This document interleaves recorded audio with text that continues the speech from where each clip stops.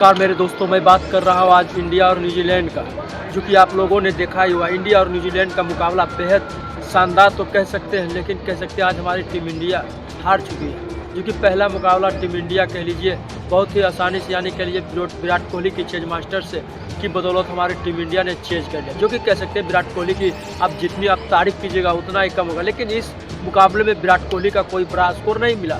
लेकिन सबसे बड़ा बात यहाँ पर यह है कि कह लीजिए हमारे टॉप ऑर्डर का मात्र एक कह सकते हैं शुभमन गिल का बल्लेबाजी कह सकते हैं न्यूजीलैंड के खिलाफ कह लीजिए बहुत ही शानदार रिकॉर्ड भी है। और न्यूजीलैंड के खिलाफ प्रिंस यानी कह लीजिए शुभमन गिल का बल्लेबाजी ओडीआई क्रिकेट में अगर जो देखा जाए तो कई 12 पारियों में तो उन्होंने कई सारे सेंचुरी भी बनाए। और कह लीजिए सेंचुरी ही नहीं, कह लीजिए बहुत सारे अर्धशतक भी बनाए। जो कि सबसे बड़ा बात यहाँ पर यह है कि दूसरे ओडीआई में यानी कह लीजिए कप्तान तो अच्छे खासे रन बनाए। लेकिन सबसे बड़ा बात यहाँ पर यह कि हमारे टीम इंडिया के टॉप ऑर्डर बैट्समैन यानी कह लीजिए विराट कोहली, रोहित शर्मा और कह लीजिए श्रेयस अय्यर, कह लीजिए इन चारों मिलकर कह लीजिए कुछ बड़ा स्कोर नहीं बना पाए टीम इंडिया के लिए। और कह लीजिए टीम इंडिया आसानी से ये मुकाबला कह लीजिए 284 रनों का लक्ष्य दिया। यानी कह लीजिए केएल राहुल की सेंचुरी, यानी कह लीजिए केएल राहुल ने टीम को संभाला ही नहीं। केएल राहुल कह लीजिए विकेट बैक टू बैक गिर रही थी, वहाँ पर केएल राहुल की बल्लेबाजी बहुत ही लाजवाब और शानदार रही। और सबसे बड़ा बात यहाँ पर यह रही कि केएल राहुल की विकेट पर टिके रहना ये भी काबिल तारीफ बनती है और तारीफ बनना भी चाहिए, क्यों ना।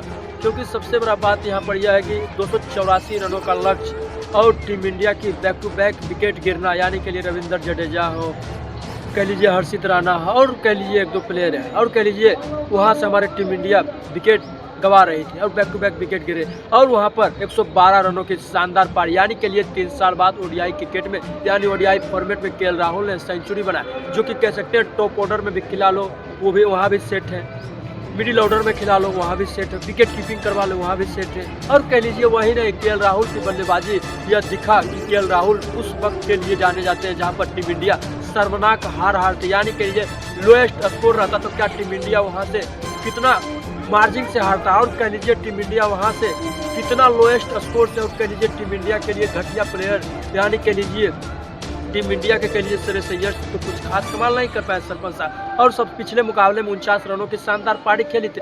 और सबसे बड़ा बात यहाँ पर यह है कि हमारे टीम इंडिया के बॉलर्स भी इस मुकाबले में खास परफॉर्मेंस नहीं किए। लेकिन सबसे बड़ा बात यहाँ पर यह है कि डेरी मिचेल के लिए एक तारीफ बनती है, क्योंकि आप लोगों ने देखा ही होगा ओडीआई क्रिकेट का रैंकिंग में आई और कह लीजिए उन्होंने विराट कोहली उनसे आगे, और कह लीजिए दूसरे नंबर पर डेरी मिचेल है ओडीआई क्रिकेट में बेस्ट बैटर में से दूसरे नंबर पर है। और आपको क्या लगता है, क्योंकि उनकी 131 रनों की शानदार पारी के बदौलत, और कह लीजिएगा ओडीआई क्रिकेट में अब की बार आएगा तो वो विराट कोहली को भी पीछे छोड़ सकते हैं, क्योंकि मात्र 1 पॉइंट से आगे है डेरी मिचेल। और डेरी मिचेल की सेंचुरी की बदौलत उन्होंने न्यूजीलैंड को अपने दम पर न्यूजीलैंड को जिताया दूसरी मुकाबला। और क्या लगता है न्यूजीलैंड अगला मुकाबला कौन जीतेगा, प्लीज़ कमेंट बॉक्स में अपना राय जरूर दें, क्योंकि इसी तरह का रोजाना वीडियो आएगा। धन्यवाद क्रिकेट फैन, चलते हैं नेक्स्ट वीडियो मिलेंगे, धन्यवाद।